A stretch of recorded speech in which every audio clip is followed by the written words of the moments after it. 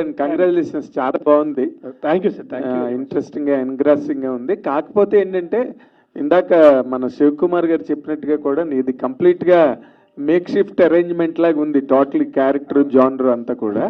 But బేసిక్గా చూసేవాళ్ళు చేసేవాళ్ళు పక్కన పెట్టి కానీ వాట్ ఆర్ యువర్ ఛాలెంజెస్ ఈ క్యారెక్టర్ని చేయడంలో? మొదటంతా సైలెంట్గా ప్రారంభమై వైలెంట్గా మారుతున్న దాన్ని నువ్వు అసలు అడాప్ట్ చేసుకున్నావు. యూఆర్ అన్ ఎంటర్టైనర్ బేసిక్గా కదా. అంటే టు బి ఆనెస్ట్ అంటే సైలెంట్గా ఉండేదంతా చేయడం ఓకే అండి. యాక్షన్ అంత అంటే రవికుమార్ చౌదరి గారి సినిమాలో యాక్షన్ అంటే ఎలా ఉంటుందో మీకు తెలుసు కదా. సో టువర్డ్స్ ద అంటే సెకండ్ హాఫ్ సగం అయిపోయిన తర్వాత యాక్షన్ పార్ట్ స్టార్ట్ అయినప్పుడు రవికుమార్ చౌదరి గారు చేయగలవు, నువ్వు చేస్తావు. సరే ఓకే సార్, మీరు చెప్తే నేను చేస్తున్నాను. తిడుతున్నాడా? నన్ను చెప్తున్నా, ఎందుకు చెప్పా కదా, ఈ ప్రపంచంలో ఆయన అస్సలు తిట్టని తక్కువ వ్యక్తులు నాకు అనుకుంటా. సో ఒక్కసారి నా పట్ల కోపం కానీ తిట్టడం కానీ ఎప్పుడు చూడలే. ఓకే, నీ ఛాన్స్ ఇవ్వలేదు, ఇప్పుడు ఛాన్స్ రాదు కూడా. ఇప్పుడు మీరు తీసుకోలేరు, ఇప్పుడు మరీ క్లోజ్ అయిపోయి ఇప్పుడు తీసుకోలేరు ఆయన. ఇప్పుడు ఆయన వస్తే ఇంకా గట్టిగా వస్తున్నాను. ఓకే, నీ వరకు వస్తే నీ ఛాలెంజ్ ఏంటి క్యారెక్టర్లోనని? ఛాలెంజ్ అదే చెప్తున్నా కదా, నాకు యాక్షన్ పార్ట్ అంతా చేయడం అది నాకు కొంచెం అంతా చేయడం కొత్త. బట్ అది ఈయన ఎంకరేజ్మెంట్తో వెళ్ళిపోయి ఆయన ఆబ్వియస్లీ డైరెక్టర్ చెప్తే చేసుకుంటూ వెళ్ళిపోవాలి, ఇంకా వెనక్కి తిరిగి చూడకూడదు. ఆయన ఎంకరేజ్మెంట్తో నేను ఓకే, ఆయన ఫిక్స్ అయ్యారు నువ్వు చేయగలవు అని చెప్పి ఆయన ఫిక్స్ అయ్యారు. నేను కూడా సరే ఓకే, నేను కూడా నాకు ప్రతిరోజు ఫైట్ చేస్తా. క్లైమాక్స్ ఫైట్ ఉంటుంది 3 days చేసాం, 4 days చేసాం సార్, 4 days చేసాం. సో ప్రతిరోజు కూడా సార్ నువ్వు చేయగలవు, ఓకే సార్ నేను చేయగలను, ఓకే మీరు ఫిక్స్ అయ్యారంటే నేను చేయగలను. సో అంతే తప్ప అంతగా అంటే ఫైట్ చేసేటప్పుడు ఈ కష్టాలు అవి ఉంటాయి. అక్కడ ఒక ఫ్యాక్టరీలో చేసాం, ఇది డస్ట్ అవన్నీ చిన్న చిన్న ఈ ప్రతి సినిమాకి ఏ ఫైట్గా ఉంటాయి. వాడు అది కాబట్టి నాకు అది కొత్త, దానికి ఈయన ఎంకరేజ్మెంట్ నాకు సరిపోయింది. అంటే నువ్వు మామూలుగా కథలు అంత తొందరగా ఒప్పుకుని ముందుకు వచ్చే రకం కాదని నువ్వు అంటారు, మాకు తెలియదు. ఇన్ జనరల్గా నీ గురించి వినిపించేది ఈ కథను నువ్వు సెలెక్ట్ చేసుకోవడానికి ప్రత్యేకమైన కారణం ఏమైనా ఉందా? చాలా కథలు వచ్చాయి నీ దగ్గరికి. అంటే నాకు ఫస్ట్ ఎమోషన్ చాలా నచ్చిందండి. నాకు కథలో ఉండే ఎమోషన్ కానీ ఎంటర్టైన్మెంట్ బాగుంటుంది, ఎంటర్టైన్మెంట్ ఓకే పరిచయం ఉంటుంది, ఇందులో ఎమోషన్ చాలా బాగుంటుంది కథలో. మోస్ట్ ఇంపార్టెంట్లీ ఎమోషన్ కానీ కాన్ఫ్లిక్ట్ కానీ చాలా బాగుంటాయి. సో అవి నాకు చాలా నచ్చాయి. అండ్ దానికి తోడు రవికుమార్ చౌదరి గారు డైరెక్టరు. సో నాకు తెలుసు అంటే పేపర్ మీద ఉన్నది అంతకంటే ఇంకా ఖచ్చితంగా బాగా వస్తుంది అని నమ్మకం నాకు ఉంది. So these are the 2 most important reasons.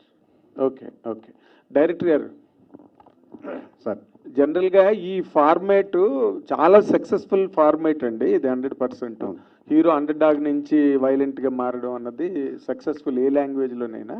But కొంచెం రిపీటెడ్ ఫార్మేట్గా ఈ రోజున సినిమా మారిపోయింది బాగాను.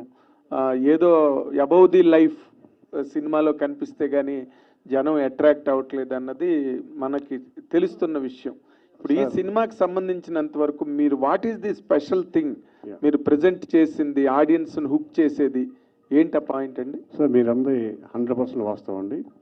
అంటే బాగా డెవలప్ అయిపోయింది టెక్నికల్గా, మనం బడ్జెట్ పరంగాను కథల పరంగా కనుకోవడం చాలా మారిపోయింది.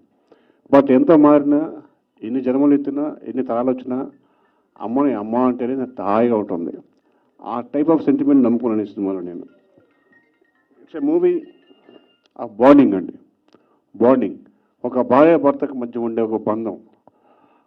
తను చేసిన అర్ధేచ ధర్మేచ కామేచ మోక్షేచ నాతిచరామి అని చేసిన వాగ్దానాన్ని నిలబెట్టుకోవడం కోసం ఎంత పీక్ వెళ్తాడు హీరో. అంటే తిరగబాటు భార్య కోసం తిరగబడటానికి కూడా సిద్ధమవుతాడు. అంటే ఆ ప్రామిస్ని కాపాడుకోవడం కోసం. అది డెఫినెట్గా ఆ బాండింగ్ ప్రతి ఒక్కరికి డెఫినెట్గా ఇంజెక్ట్ అవుతుందని నమ్మకం ఉంది సార్ నాకు ఈ కథ మీద. ఓకే అనే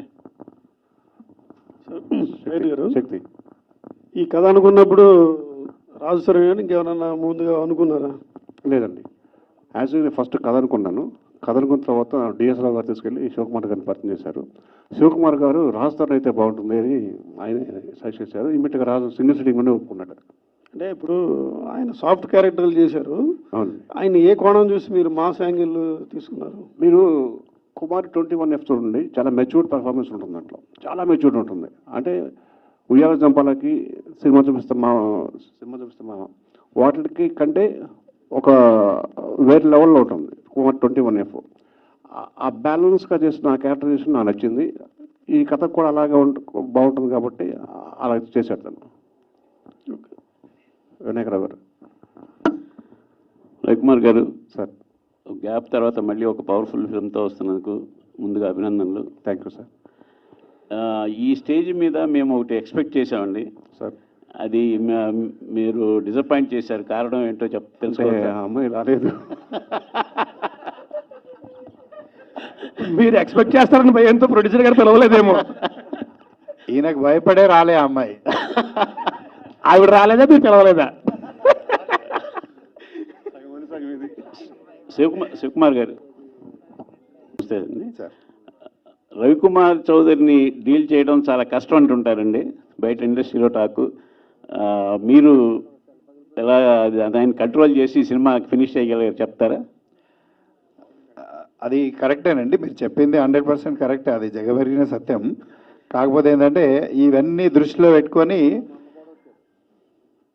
ఈ సినిమాకు తనే అంటే తను రాసుకున్నటువంటి కథ ఎన్నో సంవత్సరాల నుండి ఈ యొక్క కథ మీద బాగా డెవలప్ చేసింది కాబట్టి మరి ఎప్పుడైతే రాజ్ తరుణ్ గారిని అనుకున్నప్పుడు సరే హైదరాబాద్ అయితే ఇది కొంచెం ఇబ్బంది అవుతుంది, మరి నేను కంట్రోల్ చేయడం కష్టం, సాయంత్రం అయితే ఎక్కడ కూర్చుంటాడో తెలియదు అనే ఉద్దేశంతో టు బి ఫ్రాంక్ అయితే సీదా షిఫ్ట్ టు హైదరాబాద్ నుండి జహీరాబాద్ షిఫ్ట్ చేశాం.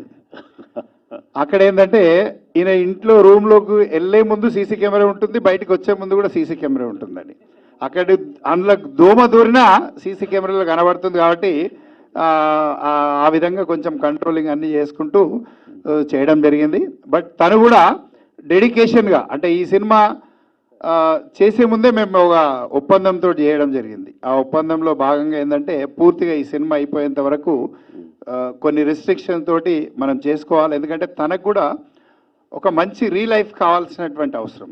రియల్గా చాలామంది ఏంటంటే ఒక న్యూ బిల్డింగ్ కన్స్ట్రక్షన్ చేయడం చాలా ఈజీ, బట్ ఒక ఓల్డ్ బిల్డింగ్ని మళ్ళీ డిస్మెంటలో లేకపోతే దాన్ని రిపేరింగ్ చేయడం చాలా కష్టమైనటువంటి పని. అయినప్పటికీ కూడా తను ఏ విధంగా అయితే చెప్పాడో అదే విధంగా చేయడం జరిగిందండి. దాంట్లో 100% I very thankful to director గారు. అండ్ దానికి తోడు టెక్నీషియన్స్ కూడా చాలామంది బాగా పనిచేయడం. మాకు పృథ్వీ గారు, అదేవిధంగా ఫైట్ మాస్టర్, కొరియోగ్రాఫర్ భాను గారు, ఇట్లా చాలామంది బాగా పనిచేశారు. మొత్తం ఆర్టిస్టులతో పాటు టెక్నీషియన్స్ కూడా. నేను మొదలే చెప్పాను కదా, ఎవ్రీవన్ ఈ సినిమా మాది మనది అనుకుని పనిచేశారు కాబట్టి ఇంత మంచి అవుట్పుట్ వచ్చిందని చెప్పేసి నేను ఎక్స్పెక్ట్ చేస్తున్నాను. సినిమా ఎప్పుడు రిలీజ్? మీరు ఇంత కంట్రోల్ చేస్తేనే స్టేజ్ మీద ముద్దంటే సరే ఓకే. కానీ మీరు అడిగేదానికి ఒకటి ఏంటంటే, నేను సినిమా కథ విన్న తర్వాత సినిమా షూటింగ్ దగ్గర నుంచి కూడా ఈయన చూశానండి. ఈయనకి వేరే దృష్టి కానీ వేరే ఆలోచన సినిమా తప్ప ఇంకేం ఉండదు. నేను ఈయన మ్యాన్షన్ హౌస్, సారీ ఈయన హౌస్ కూడా చాలాసార్లు వెళ్ళాను.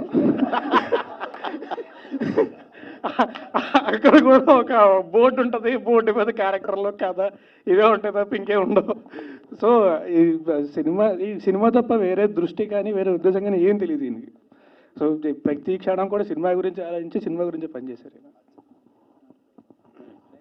చాలా ఆనందంగా ఉందండి.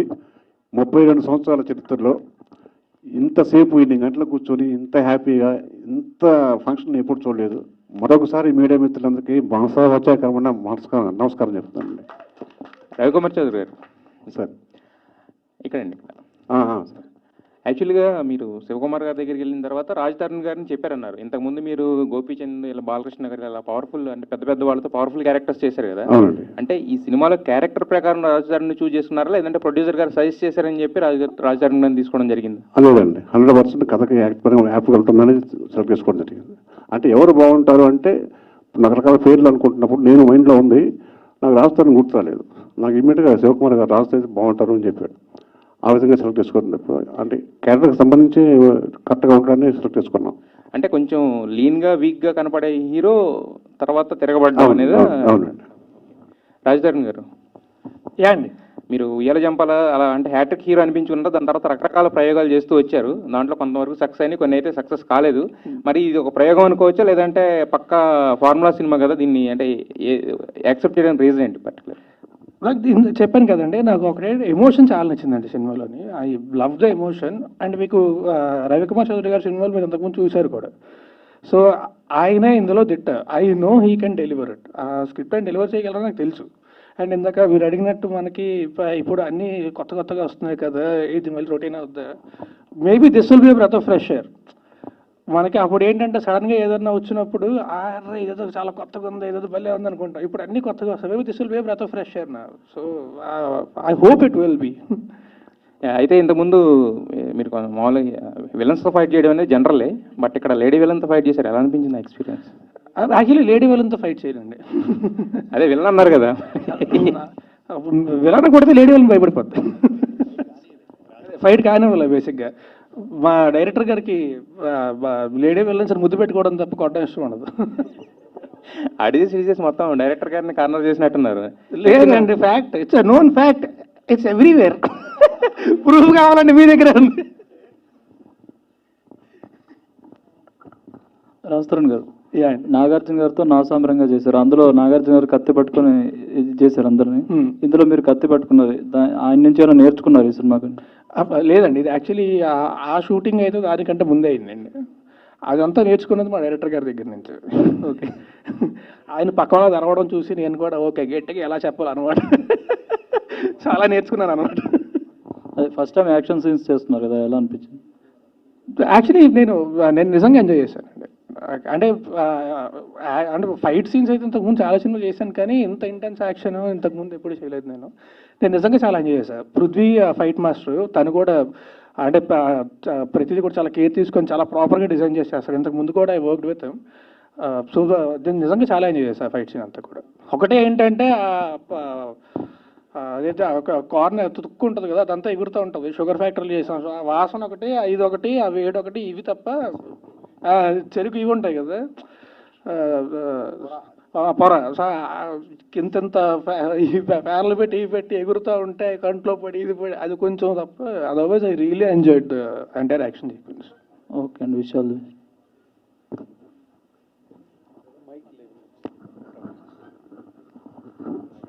Raj Tarun, slight correction. ఇందాక మన రవికుమార్ చౌదరికి నాకుండే ఇంటిమెసీ వల్ల అలా అడిగితే ఏదైనా దాంట్లో లైఫ్ లైన్ ఏదైనా చెప్పేస్తాడు, నా సినిమాలో ఈ కొత్త పాయింట్ ఉన్నది అన్న ఉద్దేశంతో.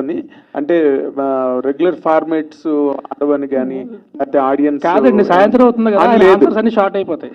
ఏది సాయంత్రం అవుతుంది కదా, ఆయన ఆన్సర్స్ అన్ని షార్ట్ అయిపోతుంటాయి. నేను ఎందుకు అడిగానంటే, ఇన్ జనరల్గా ఏదో ఒక కొత్త పాయింట్ ప్రెజెంట్ చేయకుండా చెయ్యడు తను సినిమాని. ఆ పాయింట్ ఏంటో కనుక్కుందాం అని నేను ట్రై చేశాను, దొంగ చెప్పలేదు అంతే. లేదండి, అంటే టు బి ఆనెస్ట్, అంటే సినిమా స్టార్టింగ్ లో మీకు తెలుస్తుంది. అదే, సో బేసిక్ ఏంటంటే హీరో ఒక అనాథ, చిన్నప్పుడే తప్పుతాడు. సో తను ఏంటంటే తప్పైన వాళ్ళని వెతికి పట్టుకొని తిరిగి వాళ్ళ పేరెంట్స్కి చేర్చే క్యారెక్టర్ హీరోది. ఓకే. సో అండ్ తనకి ఏంటంటే తన లైఫ్లో తన గోల్ ఏంటంటే తనకు ఒక ఫ్యామిలీ కావాలి.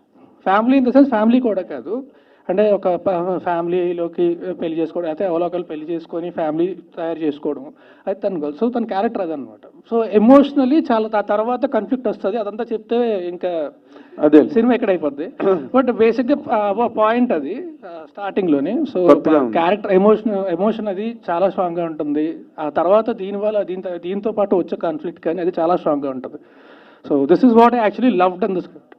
Good. All the very best. Thank you అండి. అండ్ అందరికీ కూడా once again thanks a lot for everyone. Thanks lot everyone for coming here. Thank you very much ఎంతసేపు స్పెండ్ చేసినందుకు. థ్యాంక్స్ అ లాట్ అండి. Thank you very much. Have a good evening.